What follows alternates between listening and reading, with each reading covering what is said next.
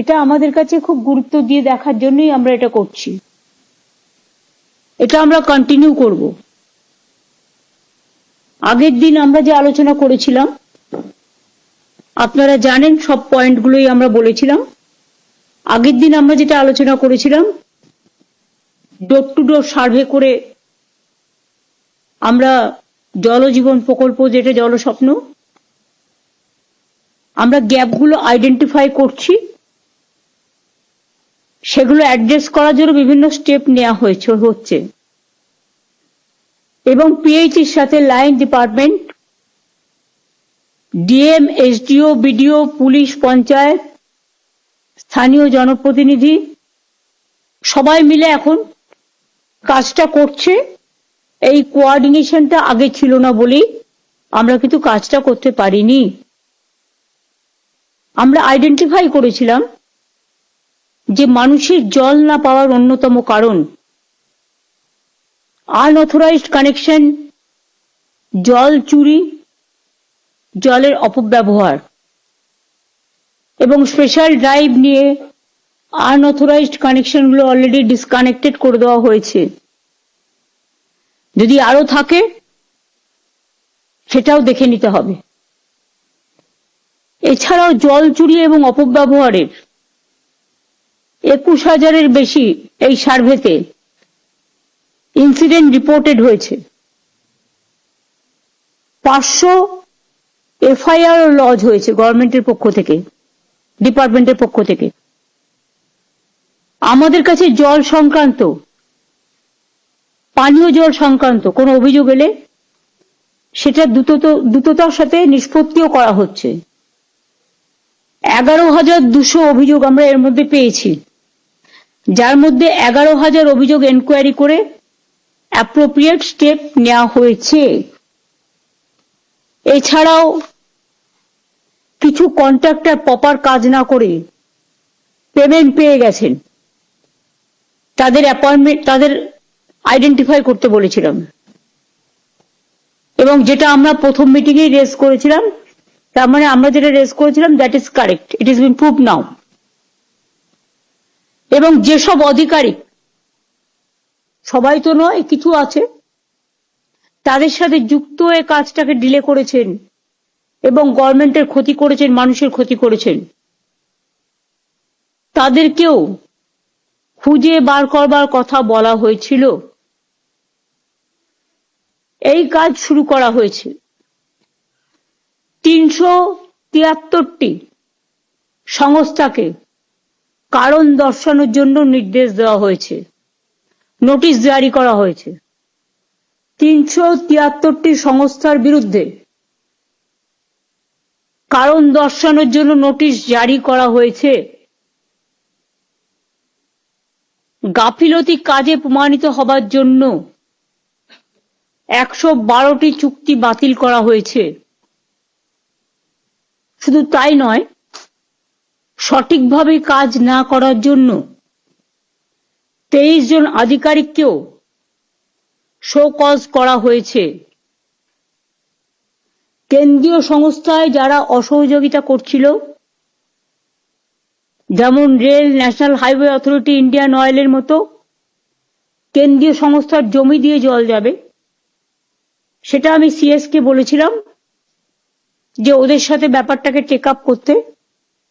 CS সেটা 6 December meeting করেছেন। আশা করি আমরা সর্বরকম সহযোগিতা তাদের কাছ থেকে পাব। যুদ্ধকালীন তৎপরতায় জলস্বপ্নের কাজ সম্পন্ন করার জন্য আমরা ম্যান পাওয়ারের কথাও বলেছিলাম বাড়ানোর জন্য। এর জন্য কর্মশ্রী প্রকল্পের আন্ডারে লেবার ডিপার্টমেন্টেরও একটা পরিযায়ী শ্রমিকদের জন্য কর্মসাথী প্রকল্প আছে, তাদের সকলকেই কাজে লাগানো হয়েছে। কর্মশ্রী থেকেই প্রায় 8 লক্ষ, কর্মশ্রী মানে 100 দিনের কাজ যারা আগে করত, তাদের কাজ সেন্ট্রাল বন্ধ করে দেওয়ার পর আমরা রাজ্য সরকারের স্কিমে একটা প্রকল্প চালু করেছি, যার নাম হচ্ছে কর্মশ্রী।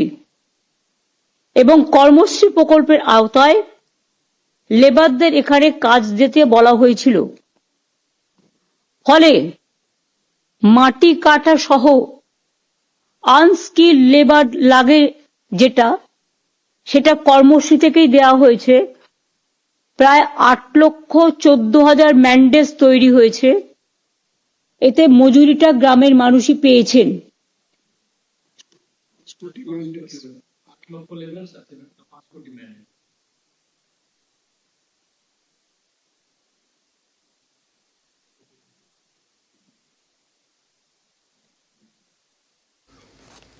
ইনফরমেশনটা আমার কাছে ভুল এলো কি করে?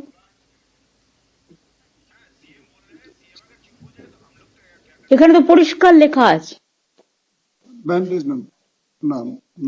ম্যান্ডেজ তৈরি করা হয়েছে, তাই তো বললাম, যার মজুরিটা গ্রামের মানুষ পেয়েছে। এত লোককে কাজ দেওয়া হয়েছে, 5 কোটি ম্যান্ডেজ ক্রিয়েট করা হয়েছে।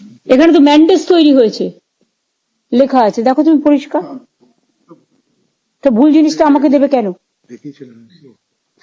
8,14,000 ম্যান্ডেজ যেটা নয়, 8,14,000 গ্রামের মানুষ কাজ পেয়েছেন, তাতে 5 কোটি ম্যান্ডেজ তৈরি হয়েছে।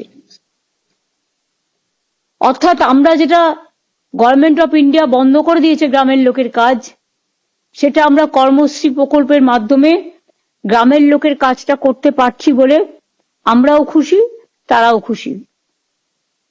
এছাড়াও পরিযায়ী শ্রমিক যাদের বিভিন্ন জায়গা থেকে বাংলায় থাকার অপরাধে তাদের বিতাড়িত করা হয়েছে। আমরা কিন্তু কাউকে বিতাড়িত করি না, কিন্তু আমি জানি অনেকে আমাদের লোকেদের সহ্য করতে পারে না, বিতাড়িত করে। তাই তাদের জন্য আমরা একটা ডেটা তৈরি করেছি, কর্মসাথী সেই পোর্টালটার নাম। যারা পরিযায়ী শ্রমিক বিভিন্ন জায়গা থেকে ফিরে এসছে তারা যাতে কাজ পেতে পারেন,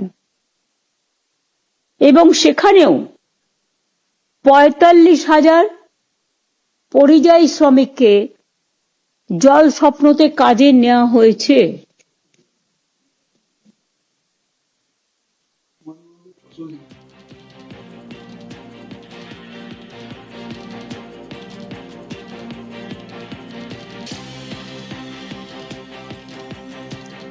আমি যে ইনফরমেশনটা পেয়েছি আমি তার ভিত্তিতে বলছি। প্লিজ ডোন্ট ফরগেট, যখন ইনফরমেশন দেবে আমাকে, তোমরা হয়তো দিয়েছো 3 দিন আগেকার, আমাকে আপডেট করে আজকের ইনফরমেশন দেবে। আমি মিটিং এ কোনো ইনফরমেশন নিতে রাজি নই। This is one type of negligence. আজ পর্যন্ত এটা বেড়ে গেছে 45,000 থেকে বেড়ে, যেটা লেবারের কর্মসাথী প্রকল্প আছে, পোর্টাল আছে, সেখান থেকে 54,000-এর মতো লোক শ্রমিক তারাও জল স্বপ্নতে কাজ পেয়েছেন।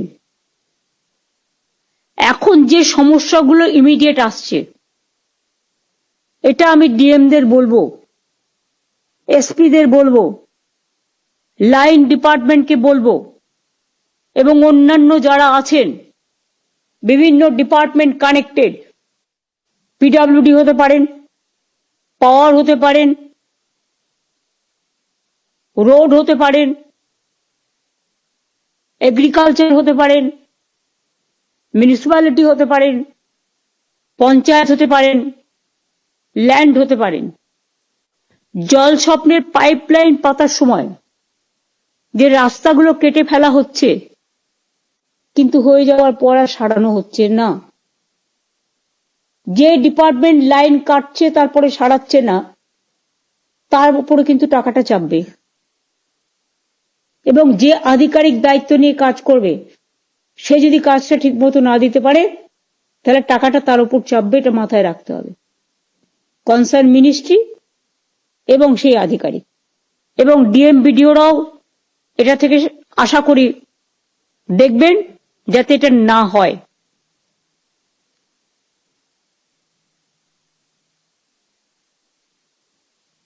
যেহেতু রাস্তাগুলো সারানো হচ্ছে না, ফলে যেই অধিক বৃষ্টি হচ্ছে, ভাঙা রাস্তা আরো বেশি করে জল পেলে ওটা নরম হয়ে যায় এবং ভেঙে যায়।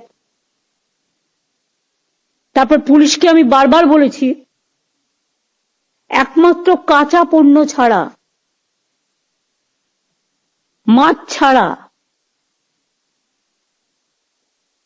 অন্য কোনো ট্রাক, সেগুলো ছোট, গ্রামীণ রাস্তায় কোনো বড় গাড়ি যাবে না। গ্রামীণ রাস্তাগুলো ভেঙে দিচ্ছে। সেটার ব্যাপারে দ্রুত পদক্ষেপ নেওয়ার জন্য বলবো।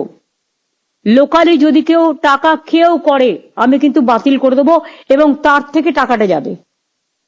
সে যেখানেই টাকাটা সরিয়ে রাখুক, ঠিক জোগাড় করে নিয়ে আসবো। এবং আমি রাজীব, ডিজি আছে, এসছে,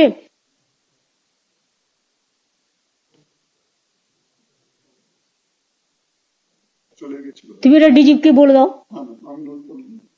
যে DG must inform all the police officials, যারা এটাকে অ্যালাউ করবে তাদের মাইনে থেকে কিন্তু টাকা যাবে এবারে।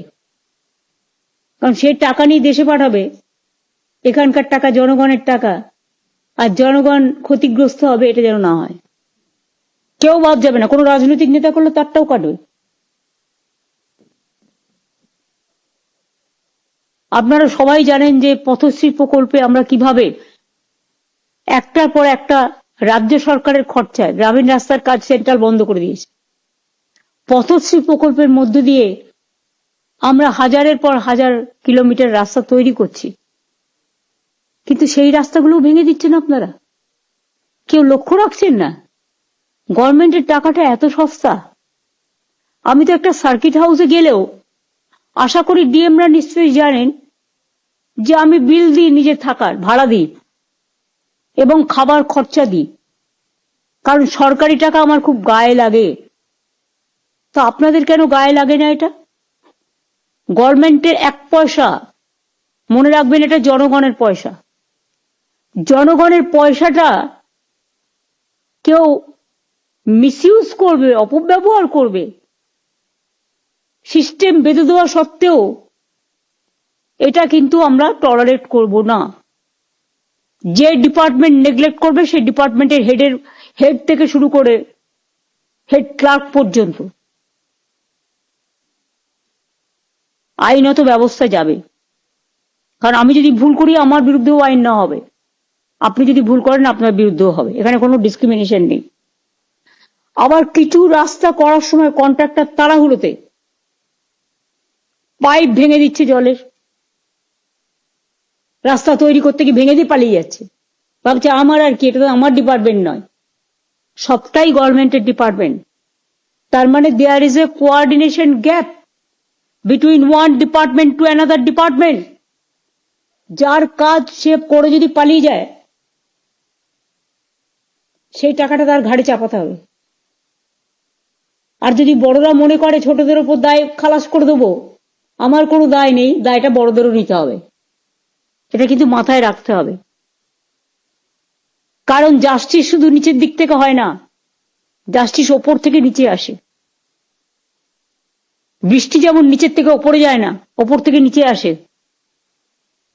সেরকম মনে রাখবেন বিচারের বাণী জানি নীরবে নিভৃতে না কাঁদে, সকলের জন্য সমান অধিকার।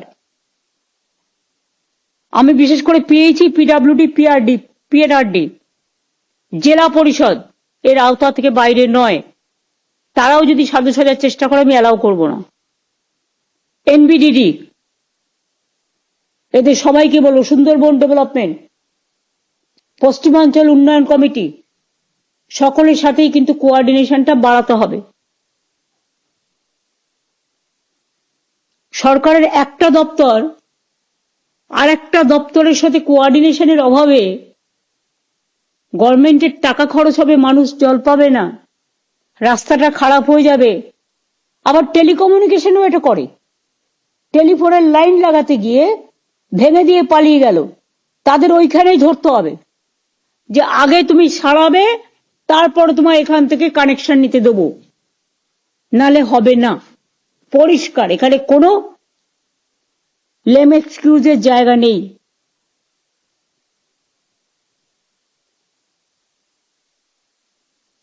কন্ট্রাক্টরে যে পাইপ লাইনটা ভেঙে দিচ্ছে, তারপরে মেরামত করছে না, জল সরবরাহ বন্ধ হয়ে যাচ্ছে। ধরুন পিএইচই, পিডব্লিউডি, পিএনআরডি, জেলা পরিষদ, এনবিডিডি, তাছাড়া অন্যান্য ডিপার্টমেন্টও যারা রিলেটেড, তাদের সবাইকে আমি বলবো যে এটা একটা বেসিক নিড, জলটা, জলের আর একটা নাম জীবন। সবার আন্তরিক সহযোগিতা ছাড়া এই কাজটি করা সম্ভব নয়।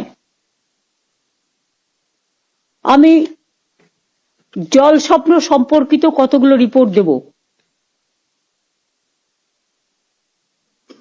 যেগুলো একে অপরের সঙ্গী হিসেবে কোরিলেটেড হয়ে গেছে। মূল সমস্যা চারটে। ওয়াটার সাপ্লাই এর ফলে অনিয়মিত হচ্ছে, শুধু এটার ফলে নয়, ভুল ভ্রান্তির ফলেও। জলের প্রেসার কম হচ্ছে কাজটা ঠিক মতো না করার ফলে। পাইপ লিকেজ হচ্ছে, জলটা বেরিয়ে যাচ্ছে। জল সরবরাহের জন্য যে ওয়াটার সোর্সটা ধরা হচ্ছে উইদাউট এনি ফিল্ড সার্ভে, ফলে সেখানে জল পাওয়া যাচ্ছে না। ডিপিআর করে দিয়েছে, কন্ট্রাক্ট দিয়ে দিয়েছে। কারা এসব করেছে? এদের বিরুদ্ধে অ্যাকশন হওয়া উচিত আমি মনে করি। This must be action oriented. আমার কাছে আরো কতগুলো সমস্যা এসছে, যেটা এখানে সবাই আছেন, ডিএমরাও আছেন, তাদেরও বলবে বা থেকে নজরদারি করতে, এসপিরাও আছেন। এমন ভাবে টেন্ডার করা হয়েছে যে একই গ্রামে এক একজন কন্ট্রাক্টর একাধিক সাইটে বিভিন্ন স্কিমে কাজ করছে। মানে A to Z সে সবটাই করবে।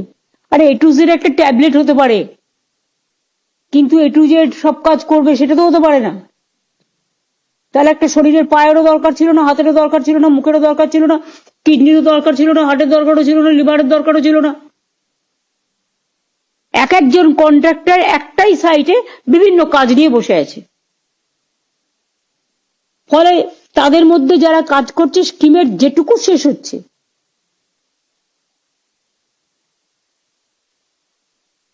আর যারা কাজ করছে না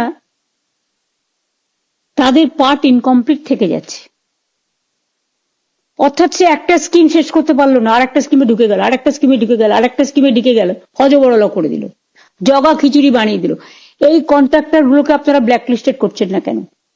দেখুন তো একটা কন্ট্রাক্টর একই সাইটে কটা কাজ করছে।